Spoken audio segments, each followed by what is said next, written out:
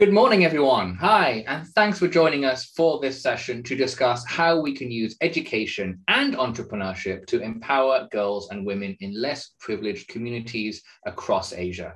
I'm Lee Williamson. I'm the Regional Editorial Director of Generation T, and I'll be introducing the speakers this morning. Now, for today's session, we're joined by four fantastic speakers, each armed with years of experience in education, philanthropy, and social impact.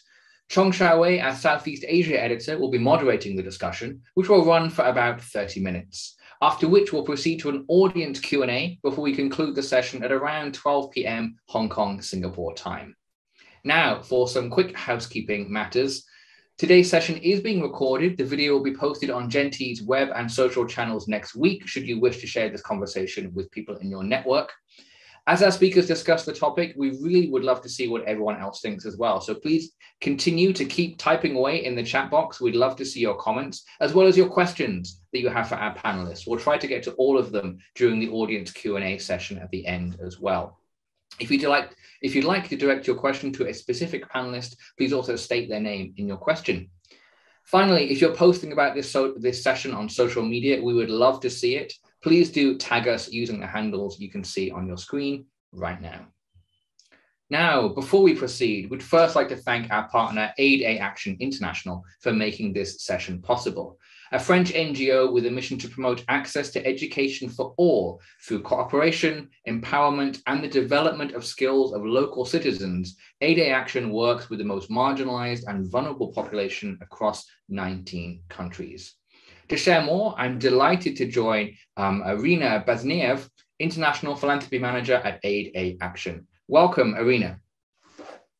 Thank you. Thank you for this fantastic presentation. Thank you so much. I'm Irina Bazniev. I'm an international philanthropy manager in Aide Action, and I have really something special for you. Just allow me to share my screen. Yeah, can you see it? I just returned from a field trip to Africa, and I met a fantastic adolescent girl from Togo who is called Hannah Akasima. I met there, and he said to me that it's not my fault that I was born in poverty. It's not my fault that I grew up in poverty. But if I'm an adult and I still live in poverty, that will be my fault. Education is the key to lift me out of poverty and to ensure a dignified life for me and for my family. And what she said has propelled me to rethink the transformative power of education. As a woman who has the privilege of having my own career, I'm sincerely and deeply grateful for the education I have had a chance to get. But does every girl in this world have equal access to education? We all know the answer, and the answer is no. And Aide Action would like to make a difference. This is the photos from the field. But Aide Action, what is it about? Aide Action is an international nonprofit working in 19 countries around the world, which is supporting the development of sustainable educational projects. We're headquartered in Paris, and we have been implementing projects around the globe for more than 40 years. We have been working in Southeast Asia since 2003, first in Cambodia and later in Vietnam in Lao PDR. We also used to have our programs in China and in Myanmar. And since 2008, we also have our office in Hong Kong. Aide Action puts women and girls front and center in all its programs.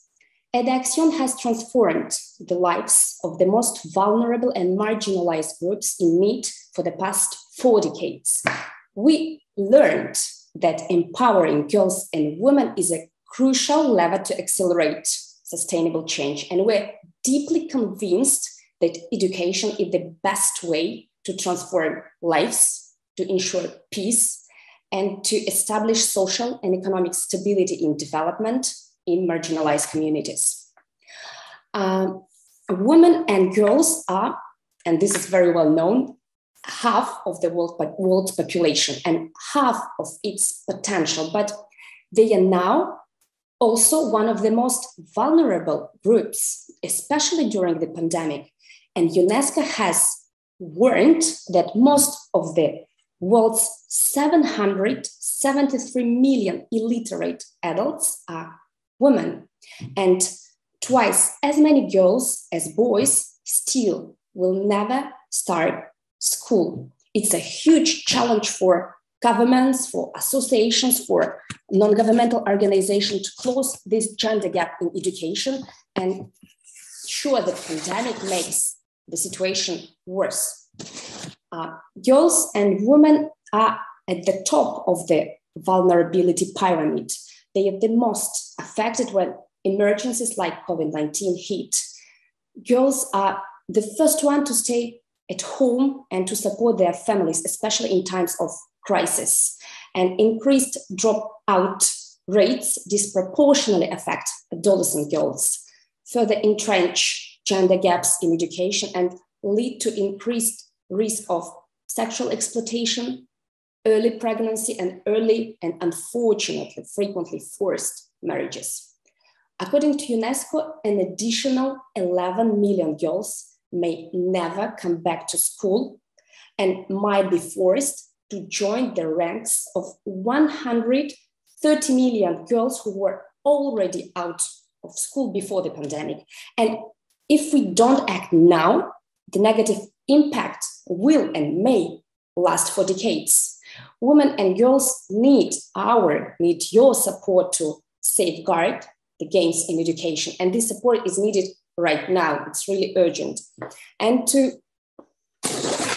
tackle the challenge and address such an urgent issue, Aide launched its Education for Women Now global philanthropic campaign, which is a movement of philanthropists, foundations, and corporate change makers who are passionate about ensuring access to education and removing gender inequality barriers. And the campaign's targeted programs will make sure that 3 million women and girls gain access or continue to profit from quality education within our programs. Denise Epoter, chair of the campaign committee, because this campaign has its own campaign committee, and Denise also a director of TV5 Monde Africa, which is an international television network. She says, Nelson Mandela referred to education as the most powerful weapon to change the world. Education is a weapon of mass construction. So let's hand it to girls and women because they are the ones who will change the world. And we are deeply convinced that the corporate world and philanthropists have their own role to play in supporting the cause of girls' education and women empowerment. And this role is very highly important. It's highly important and impactful. And we are calling for action. Please join our movement, our campaign, our great cause today. It's urgent. And this way you will give girls and women the power, the capacity to act tomorrow and to build a better future for all of us. Now I propose to watch a short video about our campaign.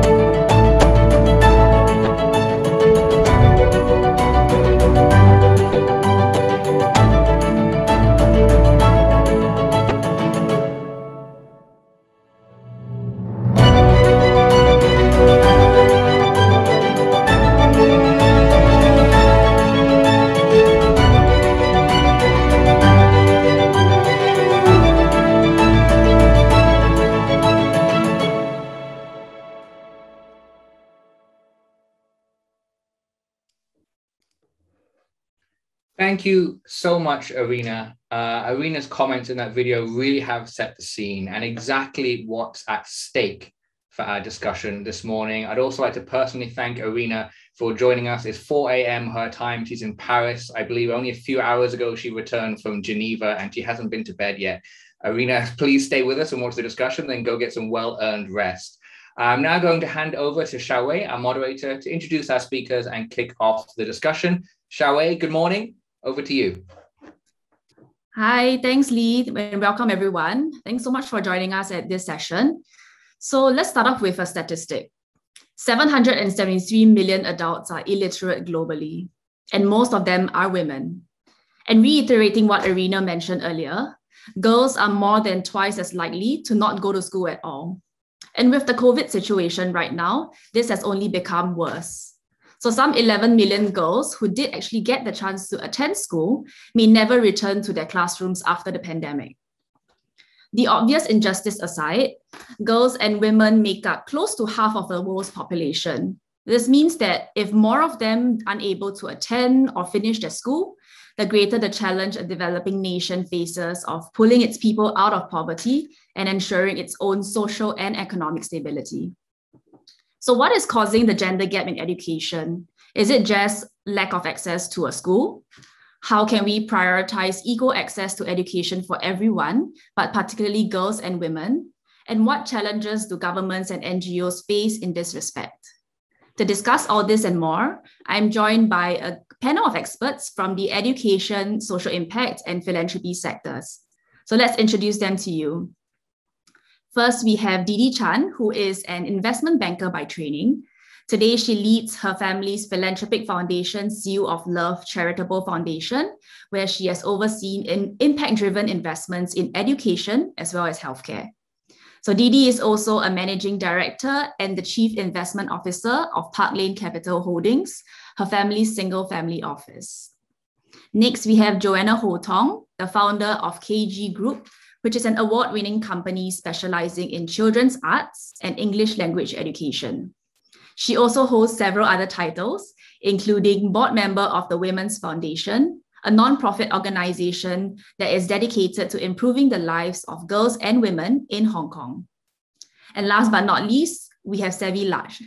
So Savi is an educator who has been campaigning for children's rights to quality education, particularly within the world's most under-resourced communities. He has extensive experience in building and implementing projects that have enabled children to develop their full potential and contribute to their communities. He is also currently a deputy CEO of Aide Action and director overseeing its Southeast Asia and China projects. So welcome panelists. Thank you so much for joining us. I would like to kick off with a question for all of you. So many of us in this Zoom session today have had the privilege of getting an education, and that's something that we sometimes forget. Access to education is a privilege, but it's also a human right that millions of people around the world have not been able to enjoy.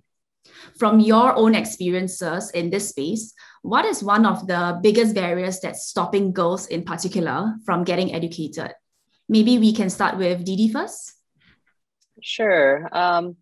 So our foundation works a lot in Southeast Asia. So I can speak sort of to our experience in Southeast Asia. Another thing that I do, which I encourage other philanthropists to do as well, is to actually bring in other philanthropists and peers, with you when you go and travel to these places where you want to help the communities. So I've brought groups to Cambodia, Vietnam, Thailand, India, just to kind of see what is the situation on the ground. And from our observations, a lot of the barriers stem down to poverty and also patriarchal values that hinder the opportunities for girls. And within poverty, you have accessibility, as you mentioned.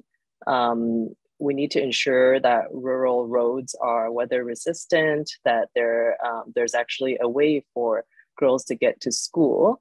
Also basic needs like clean drinking water, toilets, things like that. But I think that the patriarchal values that I'm talking about is just, one of the biggest barriers, because girls who are not told that they have the same value as a boy in a family, right? And that they're always going to be the default person to take care of domestic duties, or, if there's only one child that a family can afford to send to school, it's not going to be the girl. I think that's one of the biggest barriers that we face. Thanks so much, Didi. Sabi, what do you have to add to that? Thank you, Shuai, for having me. I mean, connects to what Didi has said. I mean, as speaking from a developing country standpoint, I mean, you have cultural barrier. It's also an issue. As most of the family, actually, when you have a sibling, where you have either a boy or a girl, and mostly the parent would choose to have boy to go to school, essentially. At the very early years, usually both of them go to school, especially in primary education.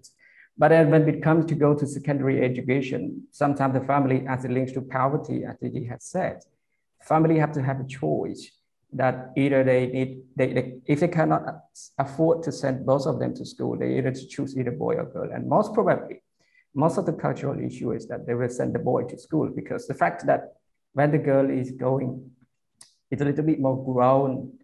Essentially, most of the parents keep them at the domestic work to have a lot of work. So this cultural bias, actually, it exists in many countries where we work. And this is actually preventing girls from access to education in most situations. That's interesting. It only happens, we only see it more palpable when it's coming to secondary education, you mentioned. Joanna, what do you have to add to that in the context of maybe Hong Kong, where most of your work is? Yeah, in Hong Kong, obviously, we are comparatively fortunate than a lot of other countries across the world. We have a government that's committed to providing free education for everyone up to age 16. So in that sense, we are fortunate. However, of course, there are still factors in Hong Kong that are holding our girls back. So, for example, the socioeconomic factors will play a part. We have the impression that Hong Kong is a very affluent place, and that people are very focused, that families are very focused on educating their children and their girls. But actually, there are many pockets of society where girls in particular are not receiving the opportunities that perhaps boys are, or that other groups of society are. So, for example, there are ethnic minorities in Hong Kong who are treated differently and also respond differently to the educational opportunities that are available to them. There are also additional pressures put on girls in many areas. Girls are also expected to look after their younger siblings. They're also expected to do other household chores, which perhaps their brothers are not expected to do, or the male members of the household are not expected to do. And as we know, in Hong Kong, there are people living in very, very small apartments. There's not a lot of space. So it can become increasingly difficult for a girl to actually, she's in school, but to remain focused in school and to actually achieve in school is not easy. Thank you so much for sharing. So Sabi, if I can go to you next for our next question. Ensuring that every girl's right to education has great positive impacts, as Irina mentioned earlier. What are some of the most significant ones we're looking at? Thank you, Zoe, for questions, very important questions. As a number of studies has been backing on this aspect. I mean, the study from a global partnership research and education, for instance, if I was to increase 1% point of girl education, this will lead to a rate of across domestic product 0.3%, which is result in annual growth of domestic product with 0.2. So these are very crucial issues. That's why girl education women will essentially have an impact on economy and also from a household standpoint. Thank you so much. So maybe Didi, do you want to add anything to that? From what yeah, the question is, how does gender equitable education help entire communities, right? No, sorry. So it's actually, what are some of the most significant benefits to providing education to girls and women? Well, yeah, it lifts in the entire community economically. That's one, because one of the most pressing issues is poverty, right? And if we don't actually see girls and women being half of the workforce that will lift, the communities out of poverty, we're leaving a lot on the table. So, if girls can, even get to vocational education level, and the communities that we work with, it costs very little for the actual education itself, right? For a vocational degree, it can cost us anywhere for a scholarship for a girl between 500 and 1,500 US dollars a year, right? And we found that it was the parents who actually were our biggest barrier, because they haven't seen modeled for them what actually can happen if they allow their girls to pursue these years of education. And so what we've had to do is actually do a lot of education to the parents, right? Because it's still a very cultural thing to obey your parents and listen to what your parents say. So if the parents aren't convinced that this is something that's good for them as a family and then the community, then we don't have any buy-in at all. So what we've had to do is really to not only educate and inform the parents, but also provide economic subsidy for the opportunity costs of their daughter going to school. And so that became an additional cost to getting the whole family to buy in. And once you have a family in a village who models this, and then their daughter graduates, let's say from hotel school, right, which takes 2 years, and they can actually come out with a hotel school degree. And I mentioned hotel school because in a lot of the countries that we're talking about in Southeast Asia, before COVID, tourism was the biggest driver of economic growth, from agriculture to tourism and the service industry. And so when, you are able to fully see a girl go through a 2-year hotel school education program and they come out, they make 4 times what their family makes on the farm, that is super powerful, right? And then when you see that modeled in your village or your community, that creates buy-in for the whole community. And besides economic sort of the economic effect, right, of lifting out of poverty, I think there's a really strong confidence building aspect and trauma healing aspect in girls' psyches, right, which is a sort of unquantifiable part of healing a whole country. Yeah, I think that's something we probably don't talk enough about. It's the mental effects, the positive mental effects it has on girls and women when they get an education. But I think what I'm deducing from what you and Savi have been saying is that when we educate a girl or a woman, it's not just an impact on the individual. It's an impact that affects the community, their families, their parents, as well as their countries, right? It's a general economic growth and benefits that we are seeing here. So Joanna. Yeah, I just want to add that I think it's also, we all know that diversity improves outcomes. So if you have all male boards or if you have all male teams, it's not going to create the best outcome that's possible, whether that's purely financial and business outcome or whether it's an organizational outcome. We know that diversity will make those outcomes better. So having girls and women join those organizations is really, really important. So Joanna, maybe we can stay on you for a bit. So you've been an educator for many years and you've worked with underprivileged girls and women in Hong Kong for quite a few years as well. So when we talk about access to quality education, we're actually not just talking about access to a school. What other factors do you think needs to be addressed such that girls are given opportunities to reach their full potential? So as I said earlier, we are very lucky in Hong Kong. We have access to schools and our children are required to go to school. But obviously, there are different types of schools and we work within quite a rigid school system. So while we have the benefits of outstanding education, technically and academically, is our education being delivered in the way that's truly useful to our girls, to all of us, as they grow up and as they start to enter the workforce? I think that's really the big question here. And if I can refer to a recent study that the Women's Foundation actually commissioned the Education University to look into girls taking up STEM courses. So, how many girls compared to boys are deciding to study science subjects in school, for example. And the research shows that girls just don't.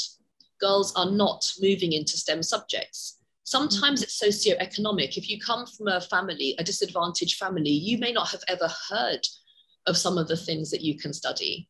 And so maths, for example, is a compulsory subject in Hong Kong secondary schools, but none of the other sciences are compulsory. They're all electives. So you may not know what chemistry is or biology is, or because you just haven't had that nurture, that environment in your family as you're growing up. So I think there are barriers there for girls already. There's a lot of social pressure with girls. There's also research to show that girls tend to choose areas that are more nurturing, that are more community oriented, whereas boys tend to choose more individualistic type pathways. So I think for children, or for girls who are growing up in an environment, in a family that is embracing all of this and is providing the best opportunity for the girl, it's fantastic, it's all there. But if you're in a family that is ignorant perhaps of some of these issues and you just don't know the path, it's very easy for a girl to become unstuck and to become disengaged from the system. And the system is really all about tests and memorization and exams and moving to the next level. So it's missing out that whole area where girls and women in particular bring a huge range of skills, huge range of social skills, of creative skills, communication ability. All of these things are just as important. Now, a wealthy child can take these extra classes. They can go for co-curricular courses. They can study drama. They can study art. They can do all sorts of things. But again, children who don't have access to those, don't have the advantage of those, are actually getting a very narrow prescriptive education. And that's harmful in many ways. Savi, I saw you nodding a couple of times. Do you want to add to that? What other factors do you think we need to address in order for girls to get the opportunity to reach their full potential in school? Thank you very much. I mean, connecting from Joanna and also Didi. I mean, when we look at our programming in Cambodia and Laos and Vietnam, for instance, after a long school closure due to the COVID-19, we identify, as Irina also presented earlier, said many of the girls who actually already have a high chance of dropout before pandemic, and during pandemic, that many of them are out of school. This was actually a very amplified signature signs that we would not be able to get girls back to school if we continue to do the same thing as we do now.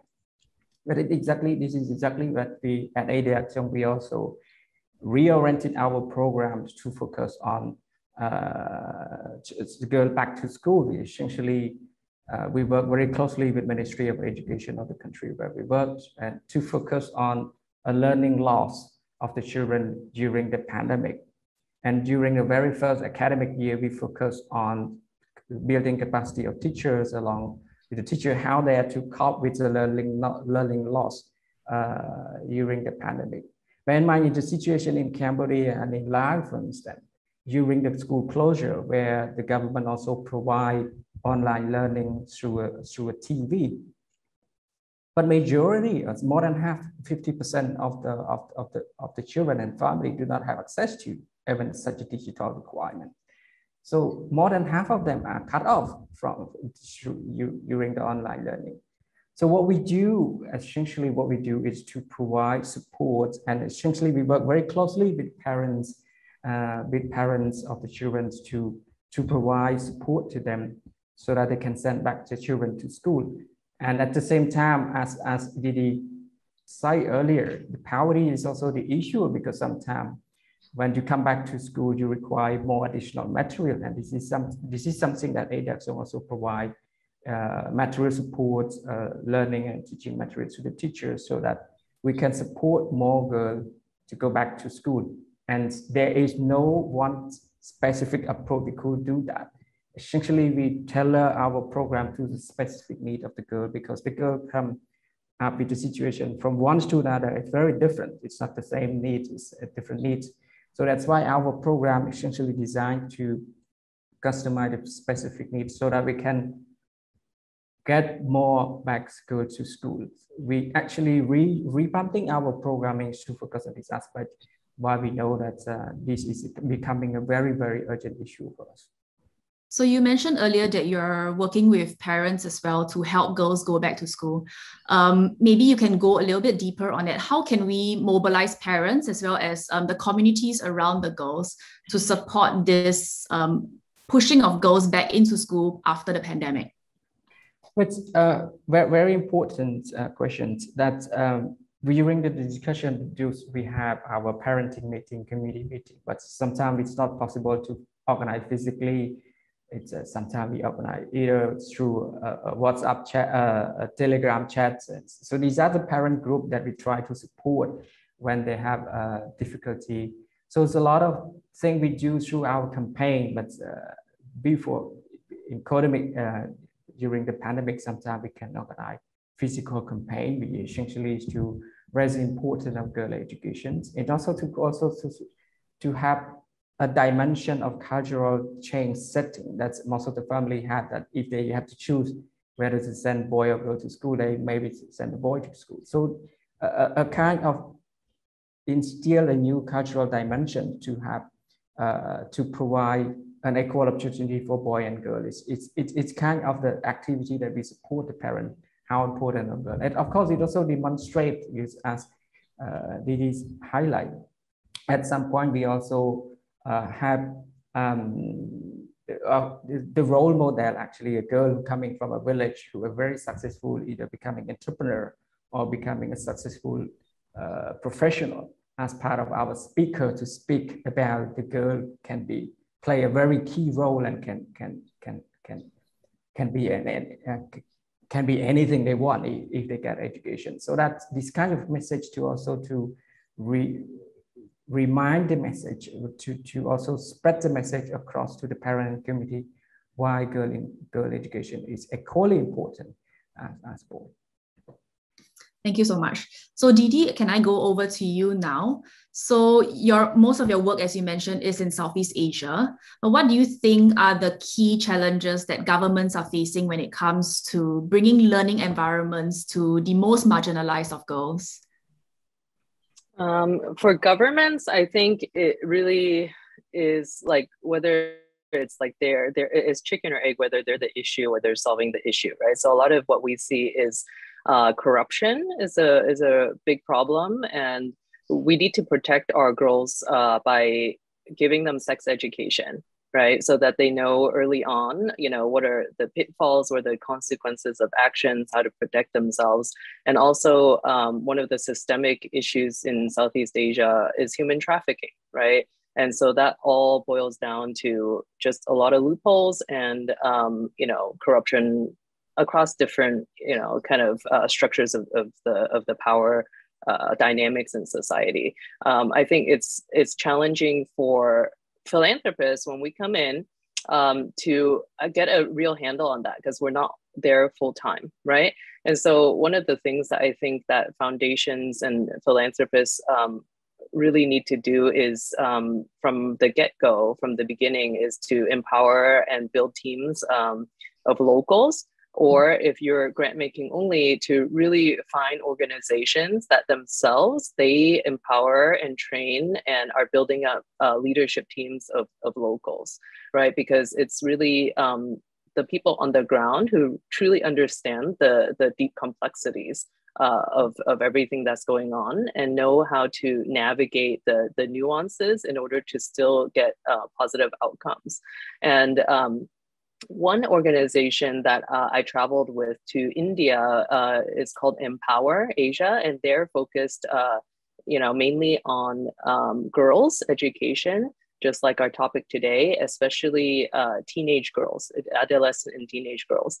And as a grant-making entity, Empower did something that I thought was extremely useful, which is they set up something called a Girls Advisory Council, right? So a Girls Advisory Council is, under the creation of this is under the belief that girls can and should be seen as experts of their own lives, and that they're capable of directing and leading change. And so if you form a group of adolescent girl leaders who actually advise your grant making strategy in the region, and give them the leadership, to actually, and the power to actually have a say in how, the direction of your grant making is going, I think that's very, very powerful, and that's part of getting local stakeholders involved, but not just, local, senior team members, also engaging the actual person and the people who are benefiting, ultimately from your decision-making process. Joanna, what about you? What do you see the challenges that the Hong Kong government faces? Is it similar to what Didi mentioned? I think the structure in Hong Kong is well established. We don't have issues with structural issues, or we don't have big corruption issues, that sort of thing that exists elsewhere. I think what the issues in Hong Kong are bureaucratic, frankly. And we're very stuck in our ways, and we're very, very slow to change in Hong Kong in terms of what we're delivering in education. For example, if we're thinking about girls specifically, there's the soft side of learning, the actual, teaching girls to be more confident, teaching girls to speak up is really lacking in schools. This is not just a Hong Kong thing, but obviously girls tend to be quieter. Girls are actually often better students in that they concentrate more, they take notes more, they're more careful with their work, they present things more carefully. Whereas boys are, tend to be a bit scrappier in that sense. But what's happening is that girls are not feeling able to speak up. They want everything to be perfect. They want to achieve all the tasks exactly as they are being expected to. They're very, very worried about the teacher's opinion of them, etc. They find it more difficult to debate, to discuss. And the curriculum and the system that we have in Hong Kong does not enable them to do that, not in our local education system. And I have to say, the other thing is, it's not just about the schools and the government. It's actually about the parents, because our parents have grown up in a system that is very, very restricted and very structured. So the parents feel insecure if their children don't have enough homework, or if their children are starting to do things that are outside the academic learning, or we're not getting enough certificates, or where's the exam for this? So it really is, I think it's a three-part issue that we're looking at here. It's the government, but it's also it's parents, and then the girls themselves, creating an environment where girls actually feel more empowered to speak up, even if it's just in the classroom as a starting point. So if I can just add to that, so we're looking at pushing for a gender equitable education system, right? But are we looking at, does it mean that we should be catering to girls and boys' needs specifically? Or should we be creating equal opportunities for both and be treating them both as equals? What would be the argument here? So for parents who can afford it to send their children to private school, they have a choice to send their daughters to co-ed schools or to girls' schools, right?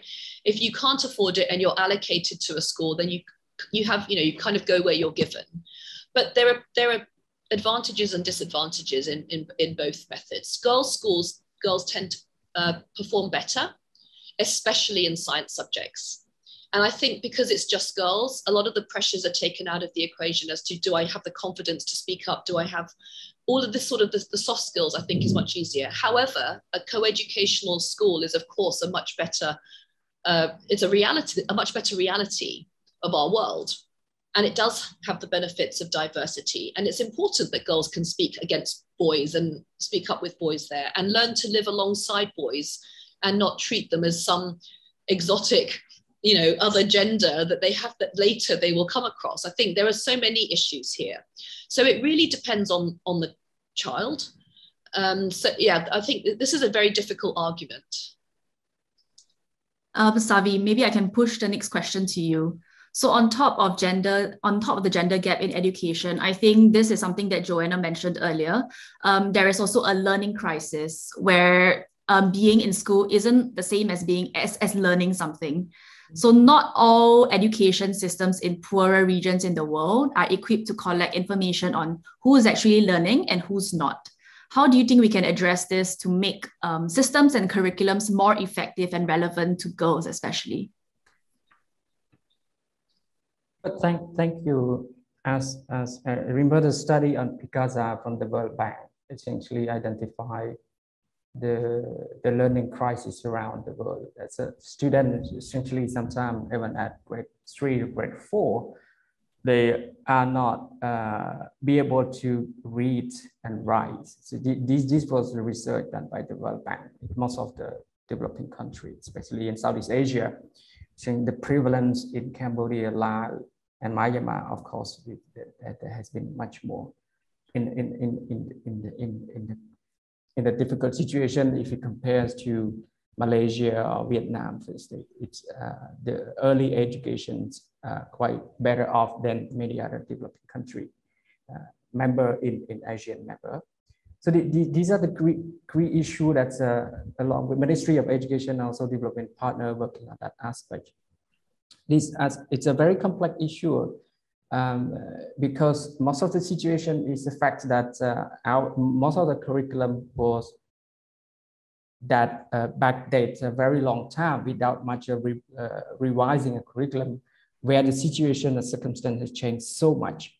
So these are the issue of curriculum that also links to the cultural aspect in the country where we work.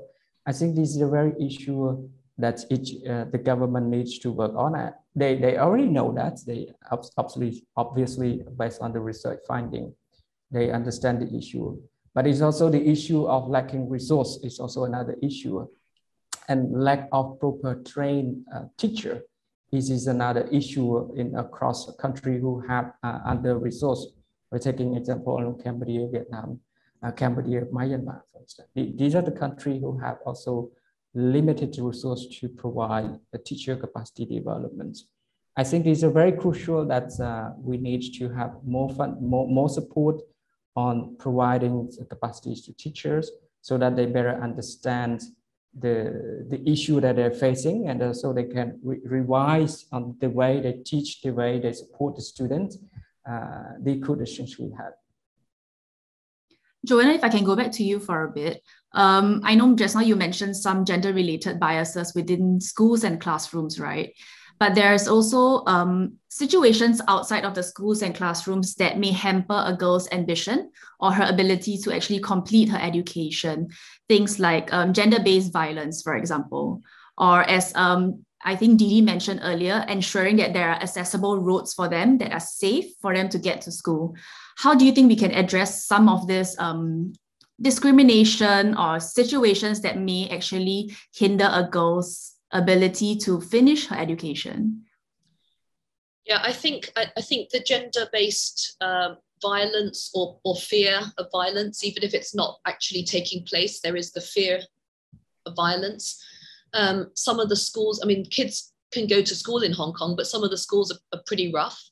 There's a lot of peer pressure, social media pressures on girls, image, huge amount of image consciousness, which girls take, I think, particularly strongly. These are all issues that are within the school system, but also outside the school system.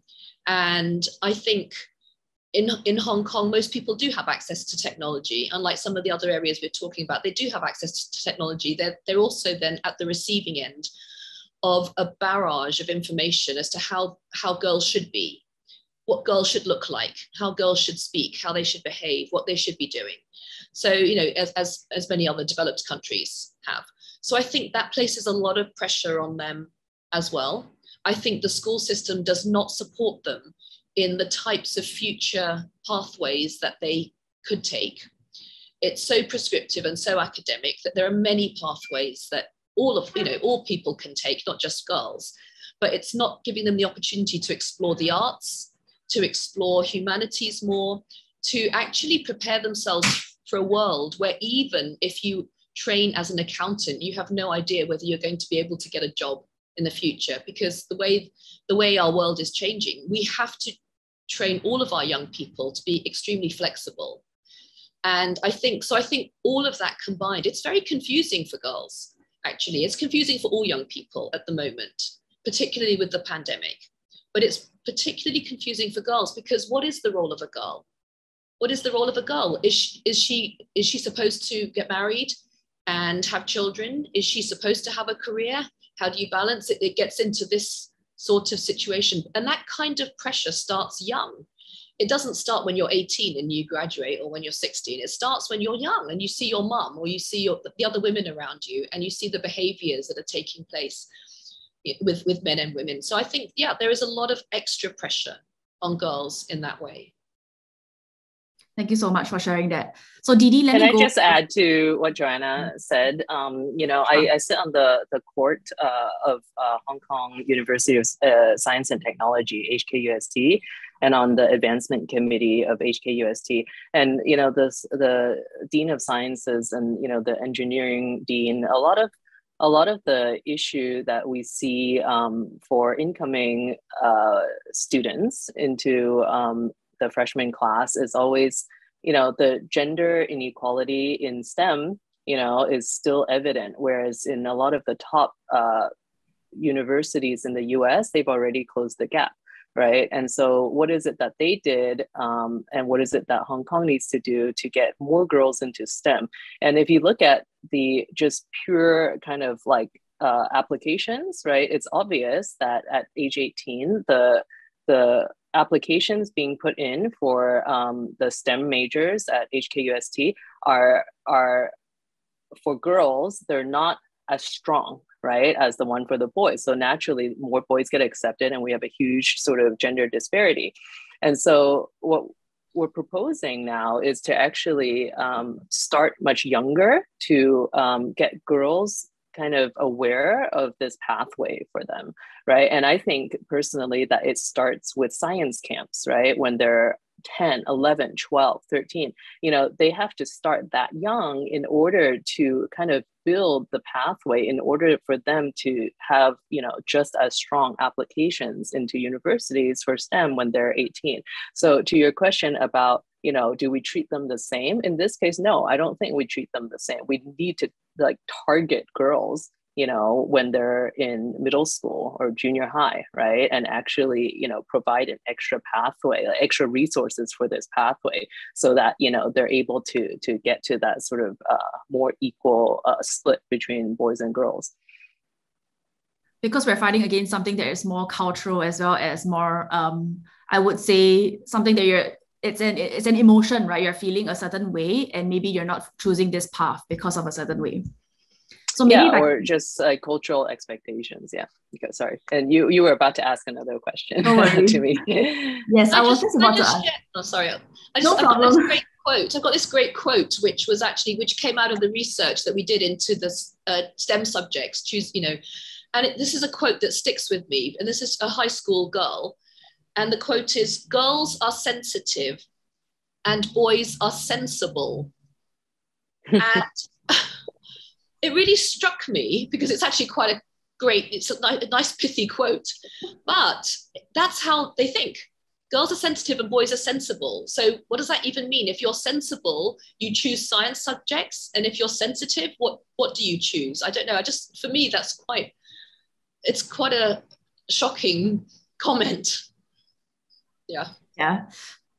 Didi, I was actually just about to ask you a question, which is actually similar, is a follow-up to something that you said earlier.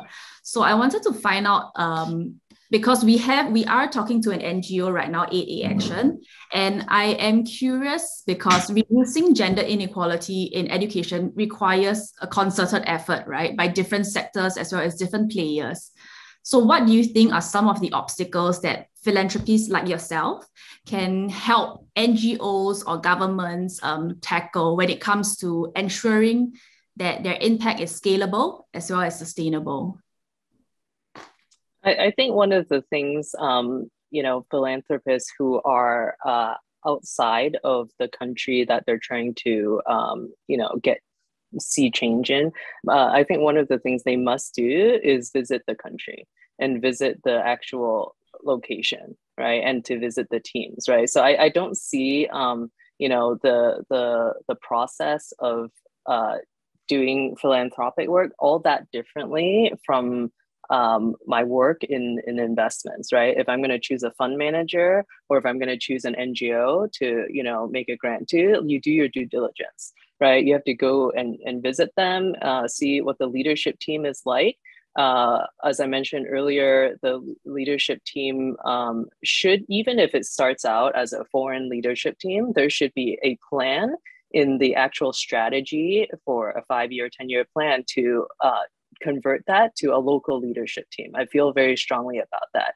So I think a question came up in the chat box about, whether we over rely on foreign resources. And yes, sometimes we do, because some of these countries, and I think we still need to, give resources to these countries because they have not yet pulled themselves out of the sort of poverty level in order to help themselves. They have no sort of they don't have enough local philanthropic money in order to replace the foreign philanthropic money, right? And but one thing we can do as foreign sort of philanthropic resources, is to start training local leadership, right? So to start to bridge the gap so that it's not like dependent on outside resources forever. In a place like China, I feel a little bit differently, right? It's the second largest economy in the world. There are a lot of tycoons and billionaires in the country. And I think there's a lot of wealth in the country and a lot of disparity in the country. So my feelings about, pouring resources into mainland China are very different from my feelings of pouring resources into Cambodia or Vietnam, right? And I think that I don't want to point fingers and say, oh, all the wealthy people in China should be the ones to then allocate resources, because actually they want to, but there's a lot of systemic issues in place for them to not be able to do that in a very efficient manner, and it's not their fault, right? So I think every country is different, and I used to struggle with like, oh, if I keep giving resources to Cambodia, is it just, perpetuating this cycle? But, the flip side is, well, what are you going to do? Are you not going to do it because of this, right? So, we continue to want to support places like Cambodia and Vietnam and India and so forth, because there's just not enough in place at the moment inside the country for them to, for me to say, okay, let's pull out. Let's just, let them do everything. But the local team part is very important, I think. Maybe I can go over to Savi. So Savi, you come from the NGO side, right? Are there certain gaps that you feel like philanthropists such as Seal of Love or other foundations or even the private sector can help NGOs tackle in ensuring that your impact is scalable and sustainable? Oh, Savi, you're on mute. Thank you. I think that if you look back to situations, most of the government tries to develop the resources that they have to support. But if you look back the situation, most of the countries, not just in Cambodia, when they develop resource allocations, mostly they would target the majority. Let's say that's 90%. 90% of the target population, the student, would be targeted at the resource. But how about the other 10%, which is excluded from society? And mostly that the resources are not allocated, especially the children from ethnic minority, children from different ethnic groups as part of society. They have a huge issue on the cultural barrier. So I think these are the entry point that most of the NGOs like Aide tries to work to reach the marginalized segment of the society where the government resources were not able to accommodate them. And obviously, we need support from a different actor. I think, as also the question in the chat book is also whether the government could stay work on this alone, but it's also the combination. I believe that the collective effort from all actors, philanthropists, other key foundation, key donors, development partner would play a very key role to support those who are already working on the sectors, working on the field that is a top priority, that could also working together hand in hand to support.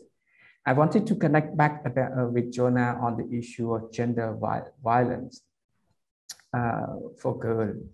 Just the last 2 months, the girl in Cambodia, she was at the high school, which is in the few weeks on that she needs to take exam, high school exam. While she was back from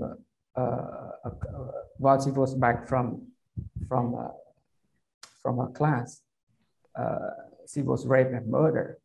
And so this is the issue has been affecting society.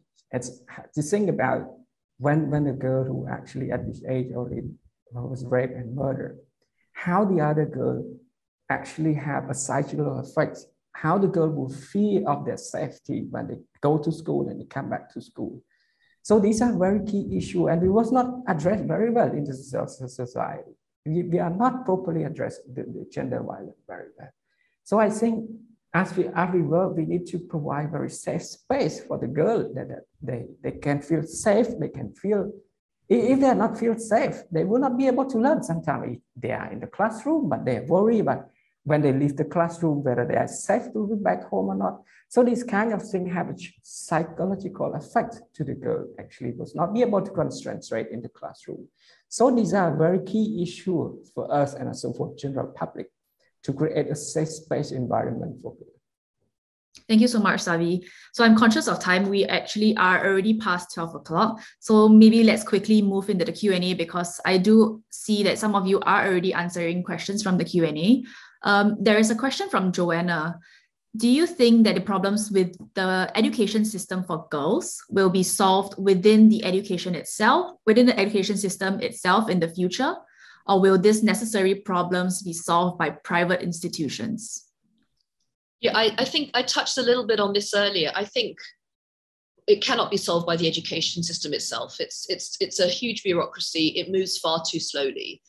However, I think the education system in Hong Kong, working with an NGO, for example, like the Women's Foundation, which has a Girls Go Tech program, supports girls in schools through different methods, but also with the private sector as well. So the Girls Go Tech program, for example, is actually sponsored by a number of big corporates, Bloomberg, Accenture, etc. So there is an opportunity here really for different stakeholders to work together. It truly is in the interest of everybody to create smart girls, as well as smart boys, but smart girls who are going to enter the workforce later. It is a benefit to everybody for that to happen. And I think really the way around this is for all of these different stakeholders to work together. Thank you so much, Joanna. I will take one more question from Savi. So Savi, Brian asks, how's your experience in working with the local governments as well as corporate or philanthropic donors on the ground? What are the opportunities as well as the challenges? Thank you. When we design a project, we put very engaging process with the key stakeholder where we work with along with local government and also with the government, especially our project in Laos, for instance, on entrepreneurship support by L'Oreal Foundations. These are the key learning points, key learning approach that obviously our goal, for instance, to try to get back the girl to school. That is our ultimate goal. But if, for instance, there is no way that the girl will go back to school due to many circumstances, due to the family issue, then our program will focus on entrepreneurship, understand how we could support girls during this difficult time for them or during the transitions. Or otherwise they would go to early marriage. So that's an issue we're facing. That's play a very crucial role how we contextualize our program to the specific need of the girl. And with that, with that concept, we essentially present to many donors, and we got support from L'Oreal Foundation, for instance, how we would be able to leverage this. These are the key challenges, because sometimes when the girl is actually already wanted to drop out or already drop out, we try to support them as entrepreneurship, financial literacy, and also access to financial capital. Of these are the key issue we are addressing. And of course, when we look at the donor, of course, these are also the donor who are interested, because they're the emerging issue that's happening on the ground. So it's a win-win. For me, it's a win-win approach where we propose some sort of adapted solutions to the current need. But at the same time, it's also the priority of the corporate and philanthropic who wanted to support the most excluded population in the society. So for me, it's a win-win together when it comes to that support. Thank you, Savi. So concluding this discussion, I would like to ask all of you, if you have one final thought or one thing that you want the audience to take away from this panel, what would it be? And also maybe perhaps how can individuals like ourselves contribute to the cause? Maybe we can go with Didi first. What's one thing you want the audience to take away from this panel? I think if you are coming from a resource giving, like a grant making side of things, the philanthropic side of things, then really get to know what you're getting into by going and seeing and visiting yourself to understand the situation, and also over the long term to get more local stakeholders holders involved in the programming that you're doing. Joanna, what about you? I would say that we should look at education as not just about delivering content, but about picking up on the comments before, but about creating safe and inspiring spaces where young people, in particular girls, can really feel the confidence to start to learn to speak up for themselves and advocate for themselves and actually enjoy the process of learning. I think that's going to be really critical for their future pathways and for the success of our communities. And Savi, what will be your final thoughts? Thank you. I must say that I'm very lucky to have my single mother actually is very committed to support education. It was very difficult for her. She was grown during the genocide where herself could not go to a better education. But she believed education would be the future. I'm very lucky to have her support during a very difficult time after genocide. As you know, that's how the education system was just born after the genocide in Cambodia.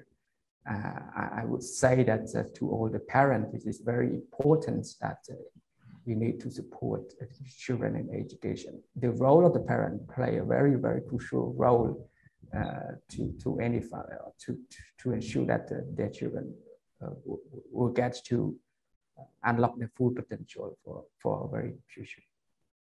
Thank you so much to Savi, and thank you so much, speakers. That's all the time we have this afternoon. It's already 12 p.m. Thank you again for sharing your insights on this extremely complex issue. I know we have so many other questions that are left unanswered, and we have also answered many, many questions. Big thanks also to our partner, Aide Action International, for enabling today's discussion.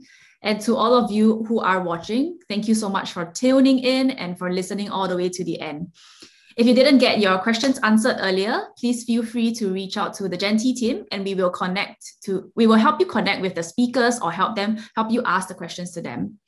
For now, that's it from us. I hope you have a good Friday and hope to see you at the next Cloud Talk.